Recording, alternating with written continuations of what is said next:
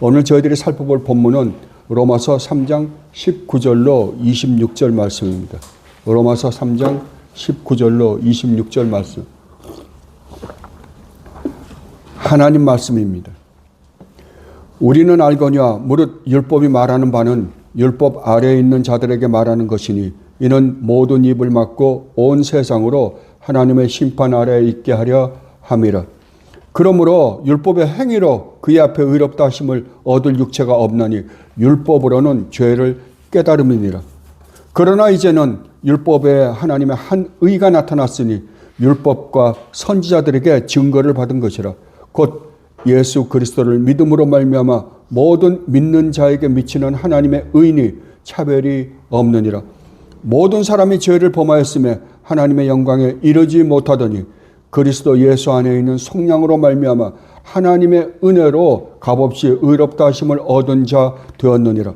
이 예수를 하나님이 그의 피로써 믿음으로 말미암는 화목 제물로 세우셨으니 이는 하나님께서 길이 참으시는 중에 전에 지은 죄를 간과하심으로 자기의 의로우심을 나타내려 하심이니 곧 이때에 자기의 의로우심을 나타내사 자기도 의로우시며 또한 예수 믿는 자를 의롭다 하려 하심이라. 아멘. 여러분은 지금 사도 바울을 통하여 기록하여 놓으신 하나님 말씀을 들으셨습니다. 이 말씀을 듣고 여러분 어떤 생각이 드십니까? 성경을 매일매일 즐겨 읽고 또 이 로마서를 공부하신 분들은 이 말씀의 내용에 대해 알고 있으신 분들도 계실 것입니다.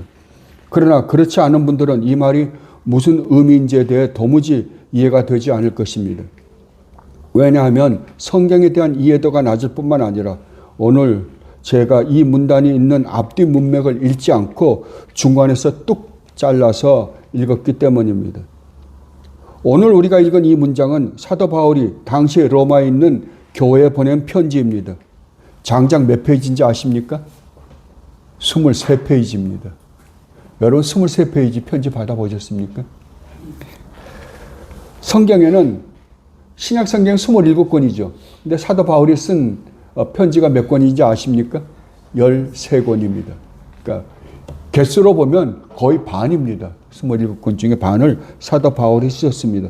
그 중에서 사도가 가장 길게 쓴 편지는 고린도전서와 바로 이 로마서입니다.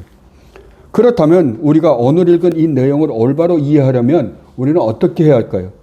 편지 전체를 읽고 그 안에서 이해해야만 사도 바울이 이 말씀을 하게 된 동기와 의도를 정확하게 깨달을 수 있을 것입니다. 그렇게 하려면 로마서 전체 줄거리를 요약한다고 하더라도 최소한 2시간 이상은 할애해야 할 것입니다. 그러나 우리에게는 그렇게 할 시간이 없습니다. 그런데 사도 바울은 고맙게도 우리로 하여금 사도 바울이 이 본문을 잘 이해할 수 있도록 1장 1절부터 3장 18절까지에 걸쳐 잘 설명해 놓으셨습니다.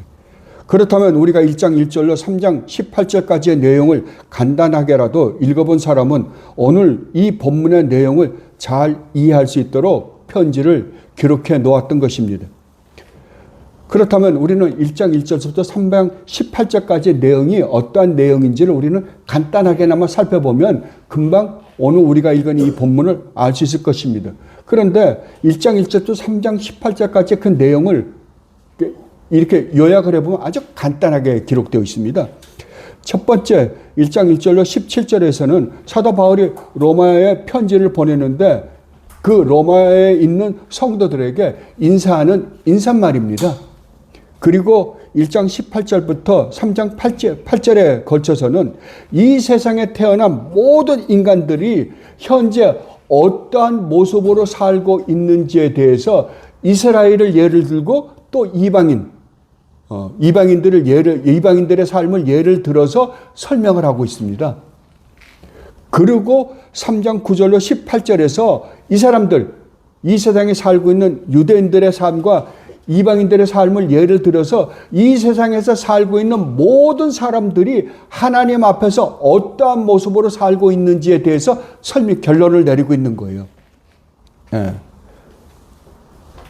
그러니까 어떤 면에서는 1장 18절에서 3장 8절까지의 결론이 어디냐 그러면 3장 9절로부터 18절입니다.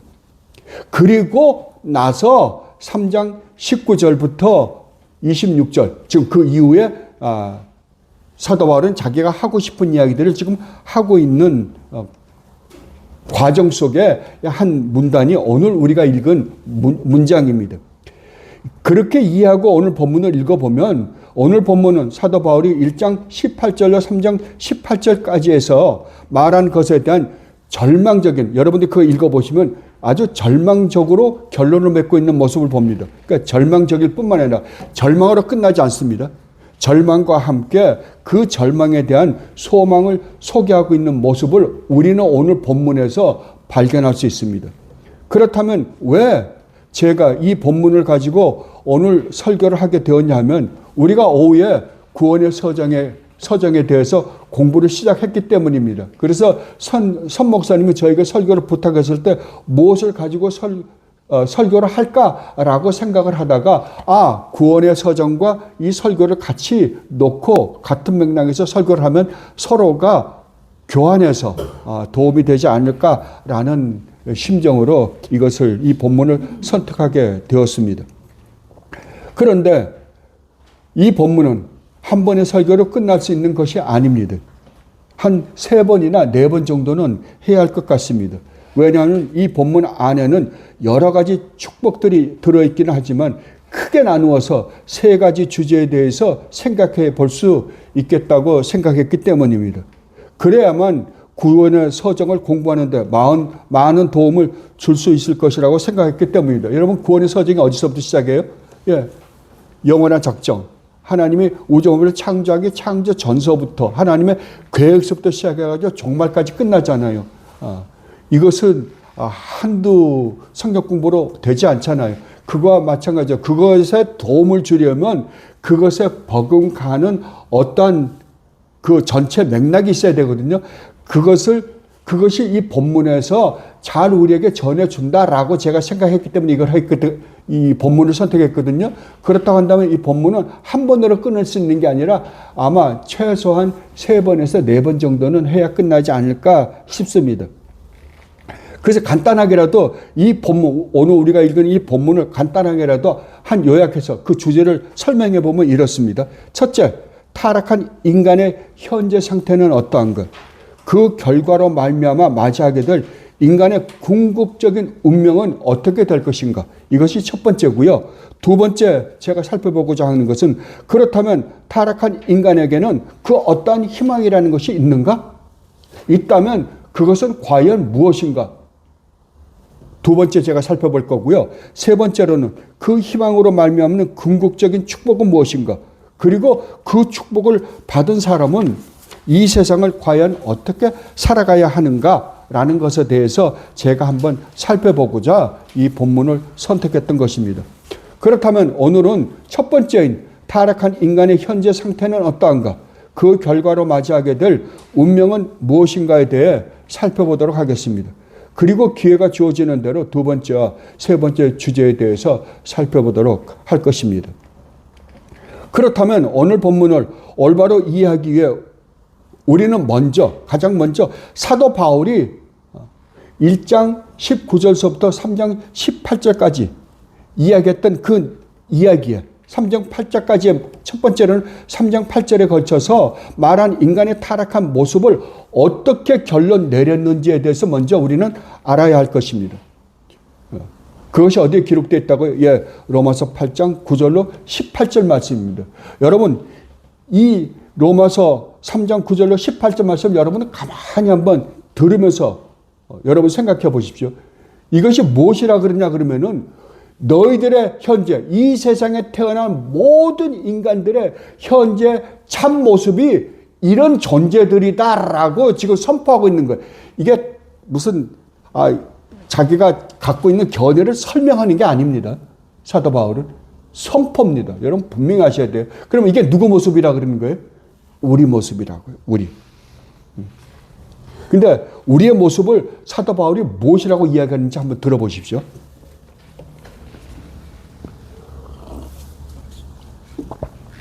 그러면 어떠하냐? 우리는 나으냐? 결코 아니라.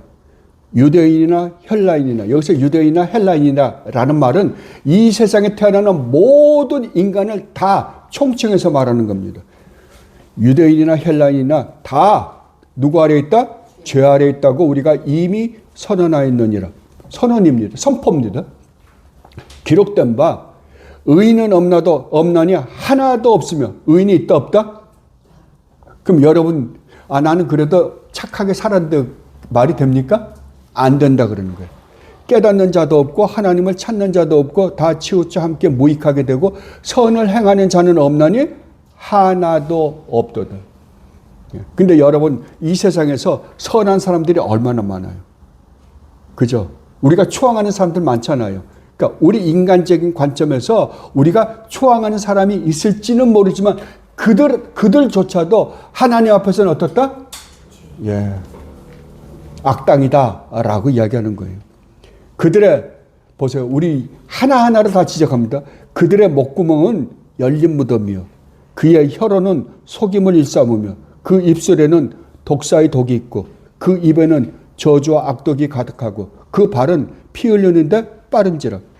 파멸과 고생이 그 길에 있어 평강의 길을 알지 못하였고 그들의 눈앞에 하나님을 두려움이 없느니라 함과 같으니라. 아멘.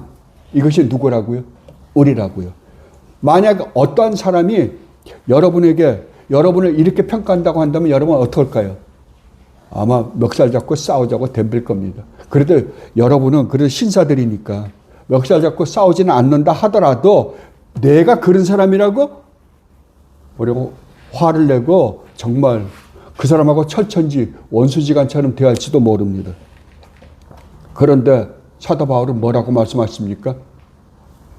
사도 바울은 저와 여러분 모두는 하나님 앞에서 이렇게도 더럽고 추악하고 사악한 존재들이다라고 선포하고 있습니다. 그렇다면 사도 바울은 왜 이렇게도 인간의 죄악된 모습에 대해 과격하리만큼 격하게 묘사하고 있을까요? 그 이유에 대해 사도는 오늘 본문에서 이렇게 밝혀줍니다. 오늘 본문 19절 말씀을 다시 한번 읽어보도록 하겠습니다. 우리가 알거니와 무릇 율법이 말하는 바는 율법 아래에 있는 자들에게 말하는 것이니 이는 모든 입을 막고 온 세상으로 하나님의 심판 아래에 있게 하려 함이라. 아멘. 여기서 사도 바울은 뭐라 그러냐면 우리가 안 됩니다. 근데 여기서 말하는 우리는 누구냐라고 할 때 1차적으로 여기서 우리는 그 당시에 사도 바울이 편지를 썼잖아요. 사도 바울과 함께 있는 사람뿐만 아니라 로마에 있는 성도들도 함께 소속되어 있는 우리잖아요. 그죠? 우리 그럴 때 편지를 쓰고 있는 사도 바울과 함께 있는 사람뿐만 아니라 그 편지를 받는 사람들도 우리 속에 속할 거예요. 그러나 여기에는 우리도 소속되어 있습니다.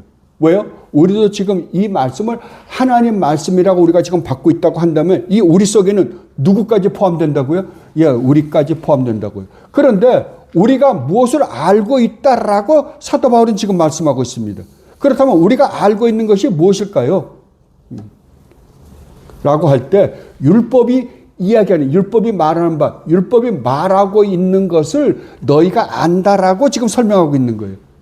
그러면 율법이 말하는 바, 율법이 말하는 것을 너희가 안다는 말의 의미가 무엇이냐 그러면은 하나님의 우리에게 율법을 주신 그 의도를 우리는 알고 있다라는 말이잖아요.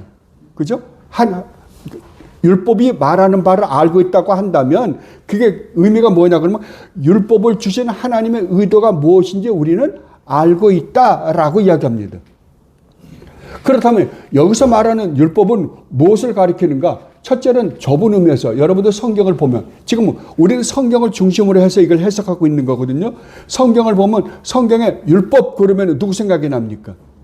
모세 생각이 먼저 나죠. 그죠? 왜 그러면 모세가 시내산에서 하나님으로부터 율법을 받았으니까요. 그러면 그것을 사도 바울이 생각을 하고 이야기했을 수도 있어요. 근데 여러분들 사도 바울이 이 말씀을 쓰실 때 바로 그 전에 사도 바울이 많은 구약의 예를 들거든요. 우리 이 지금 9절로 18절 말씀을 하기 전에 예를 드는데 그 예가 어디냐 그러면은 모세 오경의 신의 산에서 받은 율법들이 아니에요. 시편과 이사야서에 있는 기록들을 예를 들은 거예요. 그렇다고 한다면 사도 바울은 구약에 기록되어 있는 모든 것을 뭘로 봤을까요? 율법으로 본 거예요. 그 구약에 기록되어 있는 모든 기록들이 바로 우리에게 율법이 무엇인가를 우리에게 가르쳐 주고 있는 것이다. 너희는 그것을 알고 있는 자들이다 라고 지금 이야기하는 거예요. 무슨 이야기인지 알겠습니까? 그러니까 여기서 말하는 율법은 좁은 의미에서는 모세 오경에 기록되어 있는 신의 산에서 받은 율법이겠지만 큰 넓은 의미에서는 구약에 기록되어 있는 전체 말씀이 다 율법이다라고 해석하는 게 옳을 것입니다. 그렇다면 우리가 율법을 가지고 율법을 통해서 우리가 알고 있는 것이 무엇인가? 우리는 지금 모르고 있잖아요. 알고 있는 게 무엇인가라고 그럴 때 사도 바울은 뭐라고 이야기하냐 그러면은 첫째로 율법 아래에 있는 자들에게 말하는데 모든 입을 막게 한다고 사도는 말씀하고 있습니다. 뭐라고요?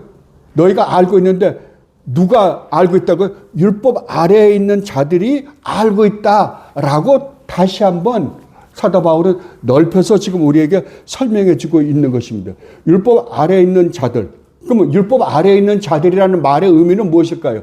율법 아래에 있는 자들이라는 말은 뭐냐 그러면 하나님이 주신 율법으로 말미암아 그 율법을 지킴으로 우리가 복을 받느냐 저주를 받느냐라는 상황 아래 처해 있는 자들을 누구라 그런다? 율법 아래에 있는 자들이다라고 지금 이야기하고 있는 것입니다. 그렇다면 이 율법 아래에 있는 자들이 대관절 누구일까요? 예, 이 세상의 모든 사람들이에요. 한 사람도 예외가 없습니다. 이 세상에 태어난 모든 자들은 한 사람도 예외 없이 율법 아래에 있는 자들입니다. 왜냐하면 하나님이 율법을 제정해서 인간들에게 주셨기 때문입니다. 자, 그렇다면 우리는 여기서 한 가지 질문을 해볼 수 있습니다. 이스라엘 백성들에게는 하나님이 문서화된 율법을 주셨습니다. 그런데 우리 한국 사람이나 유대인이 아닌 다른 사람들에게는 율법을 안 주셨어요. 그럼 우리는 그렇게 이야기할 수 있잖아요. 아, 우리는 율법을 안 주셨는데요? 라고 이야기할 수 있잖아요. 그런데 하나님은 거기에 대고 사도 바울을 통해서 아주 그냥 직설적으로 딱 이야기를 하십니다. 너희에게도 주었다고요. 그럼 우리는 안 받은, 실제로는 문서화된 율법을 받지 않았는데 너희도 주셨다. 라고 하는데 그럼 어디에다 주셨습니까? 라고 할 때 사도 바울이 아주 기가 막히게 이야기합니다. 그것이 로마서 2장 12절로 16절에서 이렇게 말씀하십니다. 무릇 율법 없이 범죄한 자는, 다른 말하면 율법을 받지 않고 범한 자는 이 말입니다. 또한 율법 없이 망하고 무릇 율법이 있고 문서화된 율법을 받고 범죄한 자는 그 율법의 근거에서 심판을 받으리라 라고 이야기하는 거예요. 하나님 앞에서는 율법을 듣는 자가 의인이 아니요 오직 율법을 행하는 자라야 의롭다 하심을 얻으리니 율법 없는 이방인이 본성으로, 그러니까 실제적으로 문서화된 율법을 받지 않는 이방인이 본성이라는 건 뭐냐 그러면 양심이에요. 본성으로 율법의 일을 행할 때에는 이 사람은 율법이 없어도 자기가 자기에게 율법이 되나니 이런 이들은 그 양심이 증거가 되어 그 생각들이 서로 혹은 고발하며 서로 혹은 변명하여 그 마음에 새긴 율법의 행위를 나타내느니라. 곧 나의 복음에 이른 바와 같이 하나님의 예수 그리스도를 말미암아 사람들의 은밀한 것을 심판하시는 그날이라. 여러분 보세요. 그러니까 우리가 율법을 하나도 법을 하나도 몰라요. 그런데 뭘 하면 양심에 걸리잖아요. 양심에 걸려요. 그래서 못하는 때가 많잖아요. 그리고 해놓고는 내가 이러면 안 됐었는데. 그게 뭐라고요? 하나님이 우리 안에 심어놓은 율법이다라고 그럽니다. 그러면 이 양심은 마지막 인간 다음에 마지막 보루입니다. 그러면 이 양심이 무너지면요 어떻게 될까요? 무율법주의자가 되겠죠, 이제. 그게 무시무시한 거예요. 근데 오늘날에는 이 양심이 성경이 말한 대로 화인을 맞아버렸어요. 화인을 맞았다는 말은 뭔지 압니까? 데미지를 그냥 해버리면 어떻게 돼요? 빳빳해지잖아요. 예, 대리미질 한 것처럼 빳빳해진다는 말을 화인 맞았다라고 이야기합니다. 예. 그래서 오늘은 너무나 무서운 세상이 되어버리고 말았어요. 점점 더 사람이 사람들과 공동체 안에서 서로 생활하면서 정이 들고, 그러니까 싸우면서도 정이 든다 그러잖아요. 그렇게 해서 그 공동체 안에서 한 사회가 이루어져 가면서 정도 들고 미움도 생기고 하면서 정서적인 분위기가 조성돼야 되는데, 이제는 전부 애들이 태어나면서부터 기계하고 싸우니까 양심이 화인 맞아 버립니다. 양심마저 마비돼 버리고 마는 거예요. 그러니까 자기가 죄를 짓는데도 자기가 죄를 짓고 있다라는 생각조차도 안 하는 거예요. 이제는. 그러니까 무시무시한 세상이 되어가고 있는 모습을 우리는 현실 안에서 지금 보고 있습니다. 그렇다면 이 세상에 태어난 모든 사람들은 한 사람도 예외가 없이 하나님이 정해놓으신 율법 아래에 있는 자들입니다. 그런데 율법이 이 사람들을 향하여 무엇이라고 말한다고요? 예, 모든 입을 막고 너희는 지금 하나님의 심판 아래에 있다라고 말한답니다. 무슨 말입니까? 예, 이 말은 하나님이 우리에게 율법을 들이대면 우리는 아무 할 말이 없게 만든다는 것입니다. 왜냐하면 이 세상에서 하나님의 율법에 비추어 그래도 나는 하나님 앞에서 선하게 산 사람입니다 라고 말할 자들이 하나도 없기 때문이라고 성경은 증언하고 있습니다. 그렇다면 율법을 통하여 우리가 깨달을 수 있는 것은 무엇입니까? 아, 이제 나는 죽었구나. 율법에 기록되어 있는 그 무시무시한 저주를 받을 수밖에 없는 신세가 되었구나라는 것을 깨닫게 한다고 성경은 이야기하고 있습니다.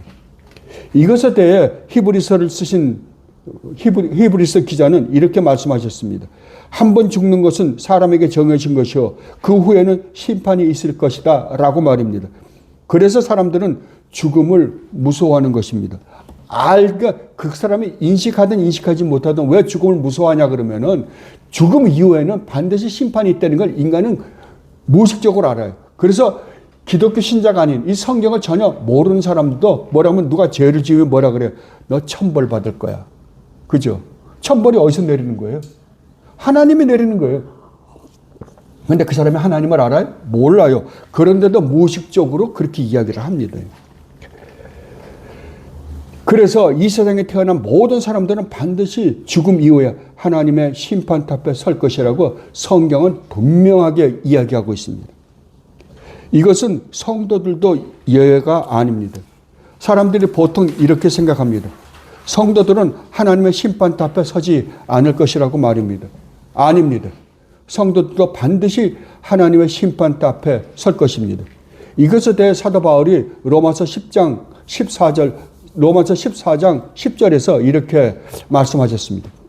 내가 어찌하여 내 형제를 비판하느냐? 어찌하여 내 형제를 업신여기느냐? 우리가 다 하나님의 심판탑 앞에 서리라 라고 말입니다. 그리고 사도 베드로는 하나님의 심판은 가장 먼저 어디서부터 시작하냐 그러면 교회에서부터 시작한다라고 베드로전서 4장 18절에서 이렇게 말씀하셨습니다. 하나님의 집에서, 여기서 하나님의 집은 교회입니다. 이것을 똑같이, 이것은 사도 베드로가 이야기한 게 아니라 이미 에스겔과 예레미야서에서 이야기한 이야기를 인용한 거예요. 하나님의 집에서, 하나님의 교회에서 심판을 시작할 때가 되었나니, 어디서부터 시작해요? 그러니까 교회에서부터 심판합니다. 만일 우리에게 먼저 하면 하나님의 복음을 순종하지 아니하는 자들의 그 마지막은 어떠하며 또 의인이 겨우 구원을 받으면 경건하지 아니한 자와 죄인은 어디에 서리요? 사도 베드로가 이야기하는 거예요. 교회에서 심판을 시작한다라고 한다면 얼마나 무서운 일이냐. 만약에 교회마저도 심판을 받아야 되는 대상이라고 한다면 교회를 다니지 않고 예수님을 믿지 않는 사람들의 그 심판은 얼마나 무시무시하겠느냐라고 이야기하는 거예요. 그렇다면 왜 교회 안에서부터 심판을 시작할까요? 예, 교회 안에 진짜와 가짜가 공존하고 있기 때문에 그렇습니다.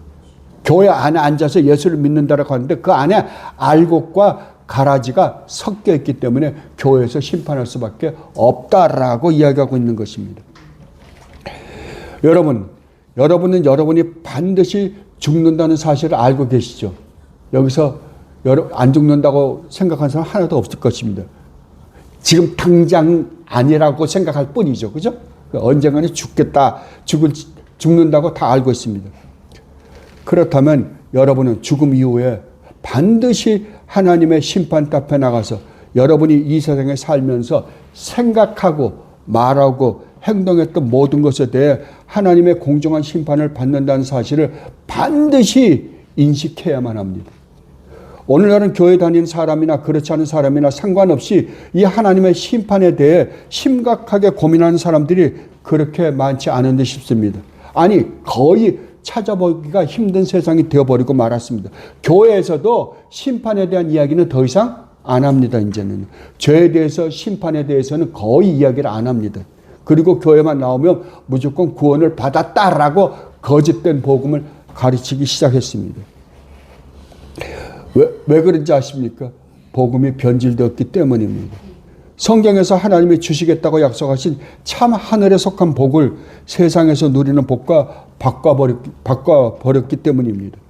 이 변질된 복음에 대해 심각한 관심을 가진 필라델피아 제10장로교회에서 심의하셨던 반하우스 목사님은 이 무시무시한 하나님의 심판에 대해 확실하게 사람들에게 각인시키기 위해 당신에게 상담을 하러 온 사람들에게 항상 상담을 하기 전에 이렇게 물어보았다고 합니다.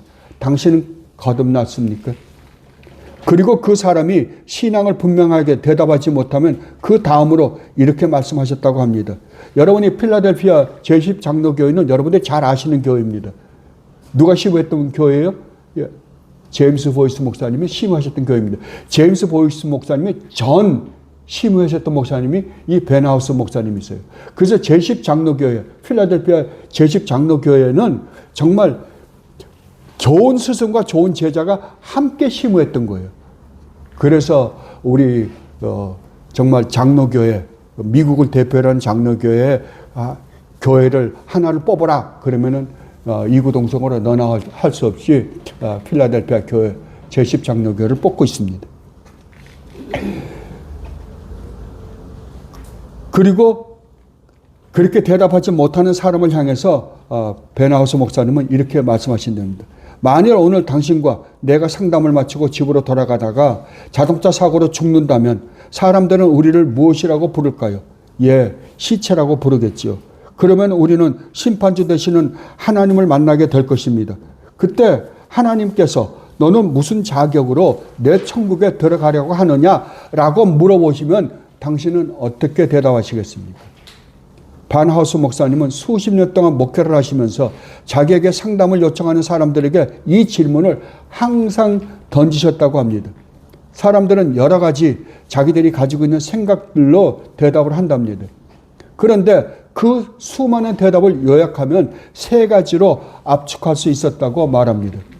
첫 번째 부류의 사람들은 자기들이 이 세상에서 한 선행을 예를 든답니다.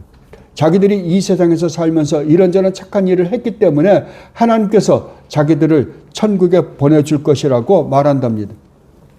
이때 반하우스 목사님은 어김없이 갈라디아서 2장 16절을 읽어주셨답니다.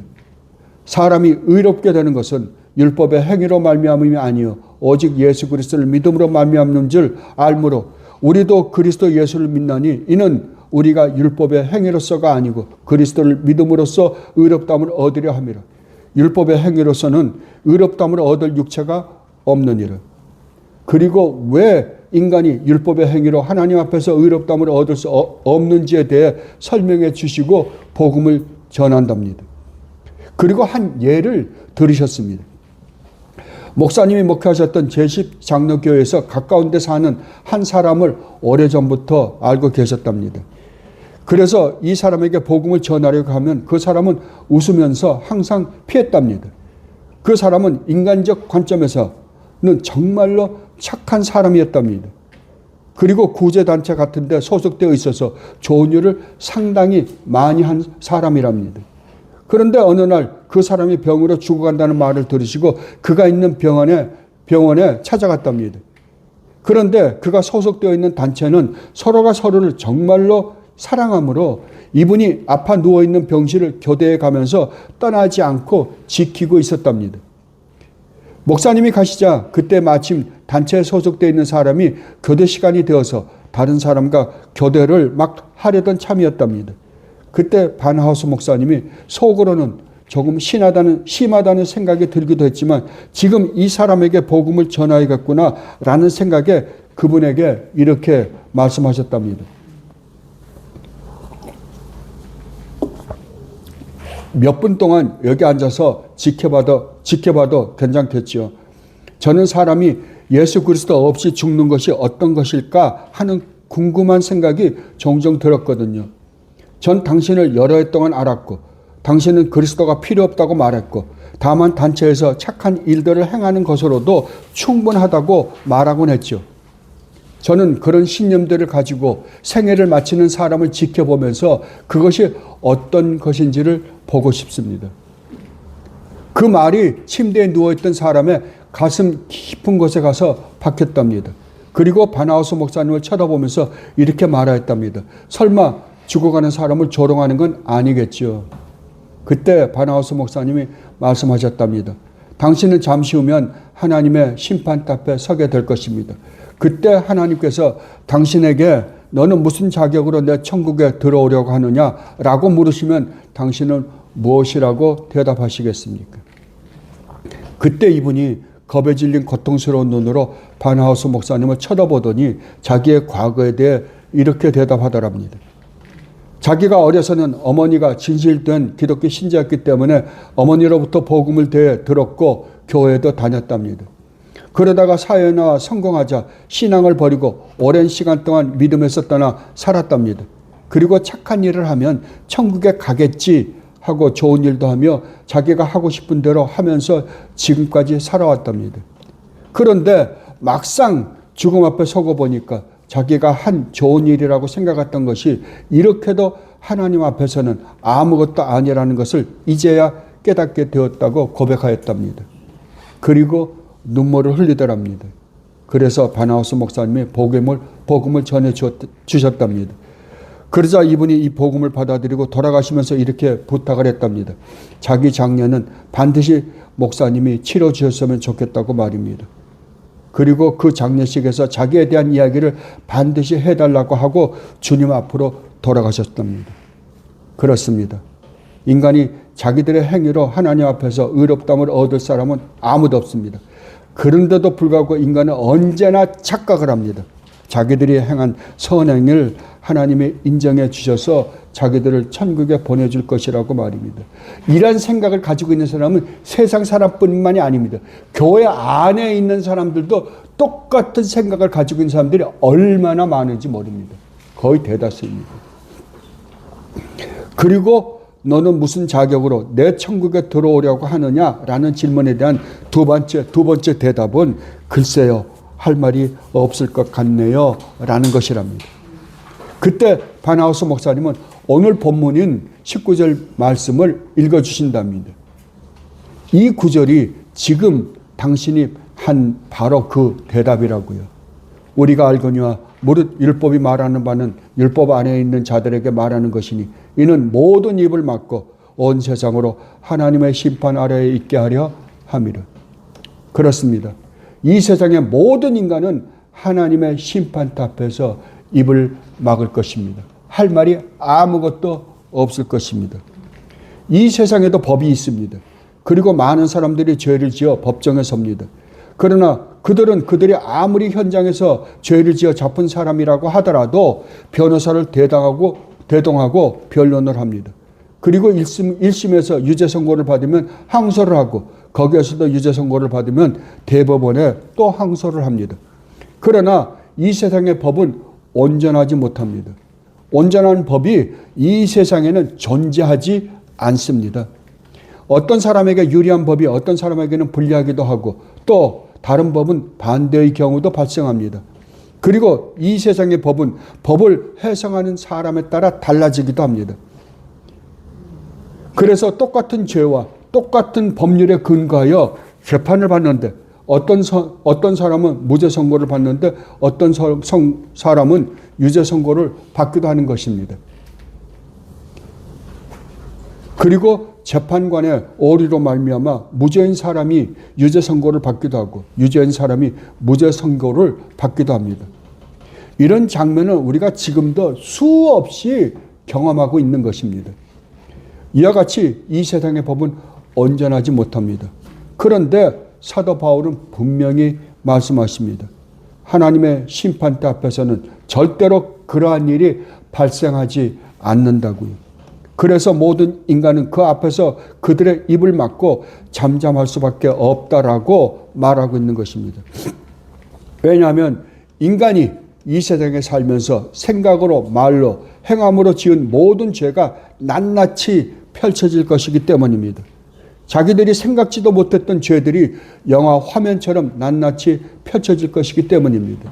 그러니 인간이 무슨 할 말이 있겠습니까? 아무런 할 말이 없을 것입니다. 그저 부들부들 떨 뿐입니다. 그리고 이러한 인간들에게 하나님의 심판이 선고될 것이라고 사도는 말하고 있습니다. 하나님의 심판 아래 있게 함이라. 그런데 여기서 사도 바울이 심판이라는 단어에 사용된 헬라어의 의미는 책임 있는 해명해야 할 이라는 뜻입니다. 그런데 이 단어는 법정적 어휘입니다. 이 어휘는 언제나 법정과 관련 지어서만 사용하는 어휘입니다. 이 단어는 법 집행과 관련되어 사용되었습니다. 그리고 이 단어는 성경에서도 유일하게 여기에서만 사용된 단어입니다.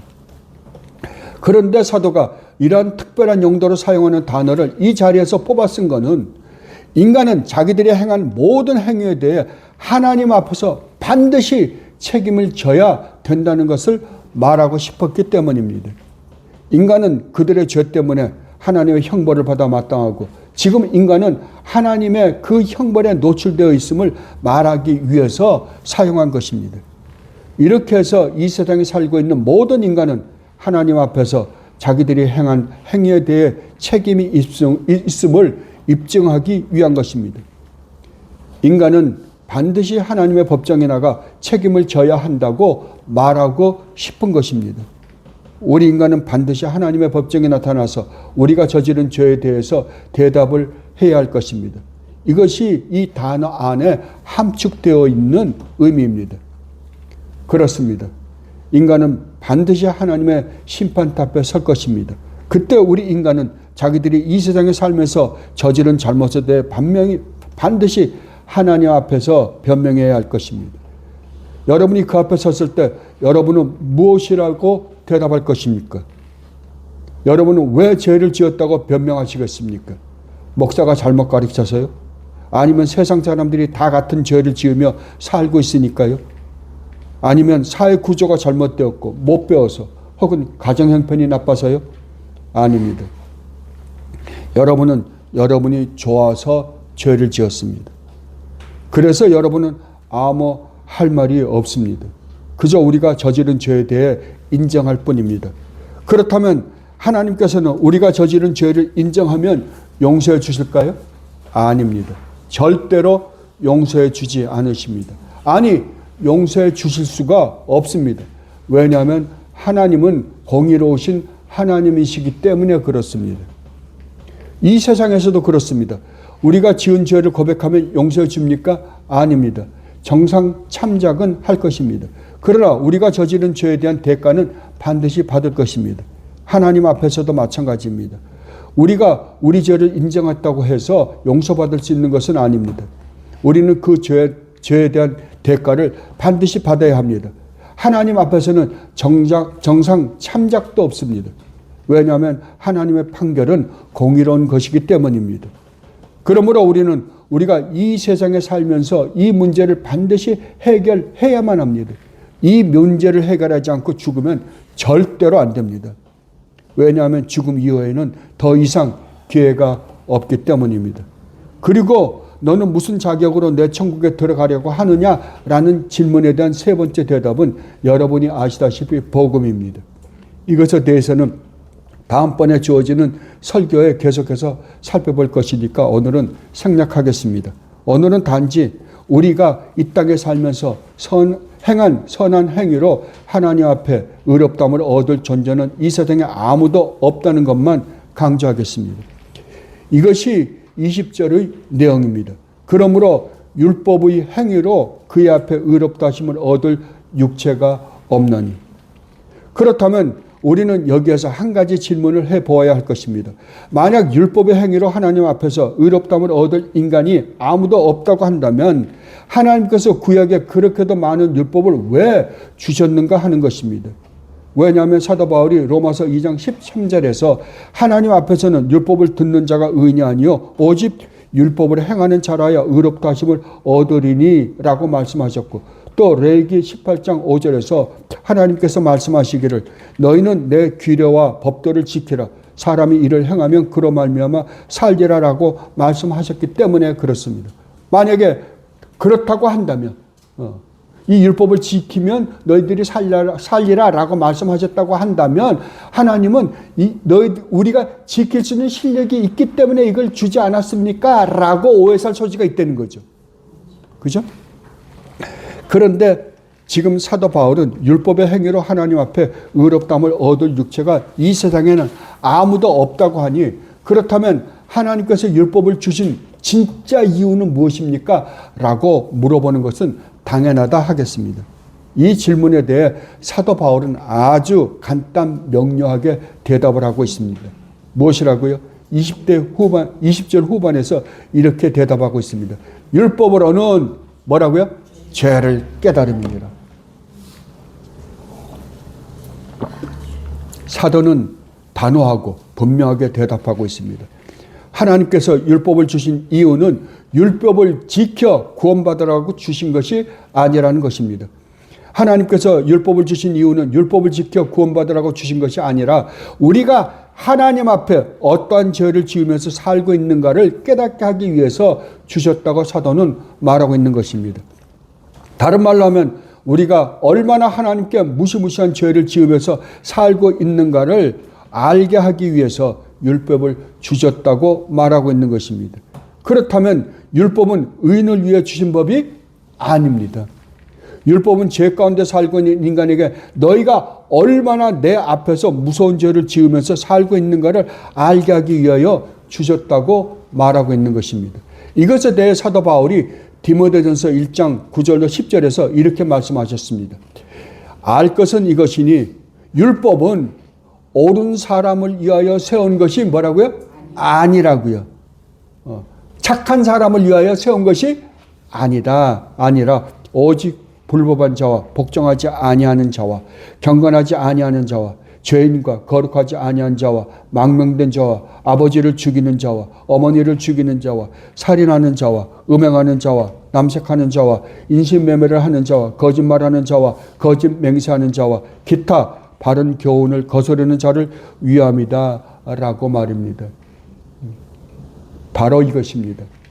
율법은 죄 가운데 살면서 온갖 악행을 저지르고 있으면서도 자기들이 죄 가운데 살고 있는 것조차 깨닫지 못하는 자들에게 주신 것입니다. 그렇다면 우리가 구약에 기록되어 있는 율법을 읽을 때 우리는 무엇을 깨달아야 합니까? 내가 이 율법을 지켜 하나님의 축복을 받아야지가 아니라 내가 이렇게도 하나님 앞에서 엄청난 죄를 지으며 살고 있는 존재란 말인가? 라고 한탄하셔야 마땅합니다. 내가 그동안 그래도 괜찮은 인생을 산 사람인 줄 알았는데 내 자신을 율법에 비추어 보니까 내가 이렇게도 무시무시한 죄를 지으면서 살고 있었던 자였구나를 깨닫게 하는 것이 무엇이라고요? 율법이라고 분명히 말씀하고 있는 것입니다. 이러한 관점에서 율법을 읽지 못했다고 한다면 우리는 율법을 잘못 읽고 있는 것입니다. 그런데도 불구하고 오늘날 많은 사람들은 구약을 읽으면서 그 율법을 지켰을 때 주시겠다고 약속하신 하나님의 약속이 마치 자기 것인 양 하나님께 그것을 달라고 조르는 것을 보면 성경을 몰라도 너무나도 모르는 세상에 우리가 살고 있구나라는 생각이 듭니다. 구약에서 하나님이 주시겠다고 하신 약속은 반드시 율법을 지켜야만 획득할 수 있는 것들이었습니다. 그러니 지금도 여전히 죄를 짓고 있는 우리가 받을 수 있는 것은 축복이 아니란 말입니다. 우리는 율법을 지켜 얻을 상이 우리 것이 아니라 율법을 어겼을 때 받아야 되는 저주가 우리가 마땅히 받아야 하는 것입니다. 그래서 우리는 구약을 읽은 다음에 이런 고백이 반드시 나와야 하는 것입니다. 예, 하나님, 저는 하나님께 이렇게도 무시무시한 죄를 지은 죄인입니다. 저를 불쌍히 여겨 주십시오. 라고 말입니다. 이것이 우리의 고백이 되어야만 하는 것입니다. 이것이 율법이 우리에게 하는 일입니다. 율법은 병이 들어있는 자가 무슨 병이 걸렸는지를 진단하는 역할을 하는 것입니다. 그렇다면 율법이 우리에게 할 수 없는 일은 무엇일까요? 예, 우리를 하나님 앞에서 의롭다함을 얻게 할 수가 없습니다. 다른 말로 하면 율법은 우리를 구원할 수가 없다는 말입니다. 율법은 우리를 진단할 수는 있지만 치료할 수는 없다는 말입니다. 이것이 율법이 가지고 있는 한계입니다. 치료는 오직 복음만이 할 수 있습니다. 그렇다면 율법이 우리에게 해주는 것은 무엇입니까? 예, 율법은 우리의 죄를 깨닫게 해서 우리 자신을 포기하게 할 뿐만 아니라 우리를 주님 앞으로 인도하는 어린아이를 유치원에 데려다주는 몽학 선생 역할만 할 뿐입니다. 그래서 우리는 율법을 읽을 때마다 우리 실력으로 하나님 앞에 서겠다는 생각을 버리고 하나님을 바라보게 되는 것입니다. 그래서 여러분이 구약을 부지런히 읽으셔야만 되는 것입니다. 여러분은 저와 함께 장장 긴 시간 동안 사도 바울이 구약 성경을 인용하면서까지 논증한 인간의 죄에 대해 살펴보았습니다. 우리들의 모습에 대해 살펴보았습니다. 오늘 이 시간 여러분은 어떠한 생각이 드십니까? 여러분의 이미 입이 다물어지십니까? 진심으로 여러분이 누구이신지 아셨습니까? 내가 정말로 이렇게도 악한 존재였단 말인가? 라고 느끼셨는가 말입니다. 저는 오늘 설교를 통해 여러분이 정말로 주님이 오셔서 십자가를 지시지 않으셨더라면 나는 큰일 날 뻔한 자였구나를 깨닫는 복된 시간이 되었으면 합니다. 만약 여러분이 이 시간 그것을 느끼지 못하셨다고 한다면 제가 설교를 잘못했든지 아니면 여러분의 마음이 강팍하든지 둘 중에 하나입니다. 여러분은 반드시 여러분이 얼마나 죄 가운데 살고 있는 자들인지 알아야만 합니다. 그리고 여러분은 정말로 여러분이 절망적인 상태에 살고 있는 존재라는 것을 느껴야만 합니다. 그리고 주님의 필요성을 절실히 깨달으셔야만 합니다. 왜냐하면 여러분이 정말로 여러분의 비참한 현실의 모습을 느끼지 않고서는 3장 21절에 그러나 이제는이라는 놀라운 복음의 선포를 절대로 깨닫지 못할 것이기 때문입니다. 그리고 그러나 이제는 이후에 전개될 복음은 오직 자기 자신에 대한 절망을 맛본 사람들에게만 기쁜 소식이 될 것이기 때문입니다. 정말 자신이 얼마나 타락했으며 얼마나 무능한 존재인지를 깨닫지 못하고서는 그러나 이제는 이후에 전개될 복음을 축복을 절대로 맛보지 못할 것입니다. 여러분, 사도 바울이 왜 이렇게도 지루할 정도로 우리의 죄에 대해 파헤치신 줄 아십니까? 우리의 죄를 파헤쳐서 우리로 하여금 죄책에 사로잡히게 하기 위해서요? 아닙니다. 우리로 하여금 이 놀라운 복음의 기쁜 소식을 맛보게 하기 위해서 사도 바울은 정말 심각할 정도로 우리의 죄를 파헤치셨던 것입니다.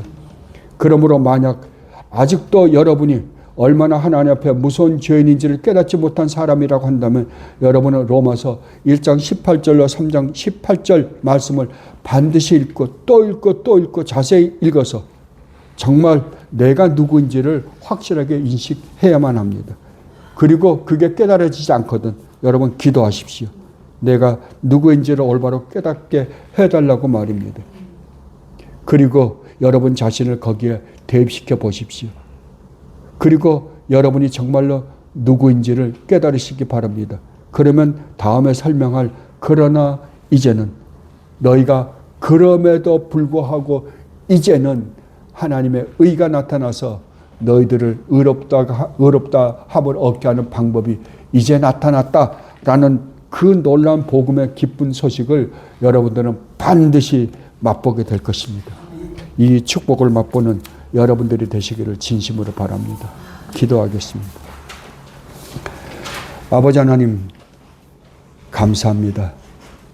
아버지께서 집요하게 저희들의 죄를 물고 늘어져서 저희들이 지금 어떠한 존재인지에 대해서 아버지께서 저희들을 지적해 주셨습니다. 아버지 정말로 감사합니다. 저희들은 얼마나 착각 가운데 살고 있는지 모릅니다. 저희들은 그래도 괜찮은 존재겠거니 그래도 나는 다른 사람들처럼 저렇게 나쁜 짓은 하지 않고 살았어. 나는 그래도 괜찮은 삶을 살려고 노력한 사람이야 라는 착각에 빠져서 얼마나 하나님을 모욕하고 멸시하고 무시하고 살았는지 모릅니다. 그러나 하나님께서는 저희들의 죄를 꼭꼭 숨겨놓은 잠재적 속에 있는 것까지 들춰내어준 하나님의 은혜를 생각할 때 감사합니다라는 말밖에는 드릴 것이 없습니다. 이것을 깨달아 알게 해주셔서 정말 그럼에도 불구하고 저희들에게 우리 주 예수 그리스도를 보내셔 정말 복음의 놀라운 은혜로 말미암아 하나님의 그 놀라운 구원의 은혜를 저희들에게 있게 하신 그 놀라운 은혜와 사랑에 감사와 찬양과 영광을 돌리며 사는 저희들이 되게 하여 주시옵소서. 감사하며 우리 주님 예수 그리스도 이름으로 기도드립나이다. 아멘.